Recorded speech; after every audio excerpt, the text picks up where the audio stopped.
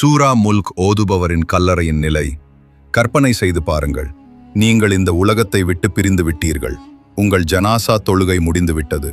உங்களை நேசித்தவர்கள் கண்ணீர் மல்க மெதுவாக அங்கிருந்து சென்று விட்டார்கள். இப்போது நீங்கள் மட்டும் அந்த இருண்ட கல்லறையில் தனியாக இருக்கிறீர்கள். சுற்றிலும் அமைதி, மனம் சிறிது பதட்டத்தில். ஏனெனில் முன்கர் மற்றும் நகீர் எனும் மலக்குகள் வந்து கேள்வி கேட்பார்கள் என்று நீங்கள் எதிர்பார்த்து காத்திருக்கிறீர்கள். ஆனால் சில நொடிகள் கழித்து எதிர்பாராத ஒன்று நடக்கிறது. அந்த கல்லறையில் மெதுவாக ஒரு இனிய நறுமணம் பரவத் தொடங்குகிறது. அது இந்த உலக நறுமணம் அல்ல, சொர்க்கத்தின் வாசனை. உங்கள் மனம் அமைதியாகிறது. பின்னர் கல்லறையின் ஒரு பகுதி திறக்கப்படுகிறது.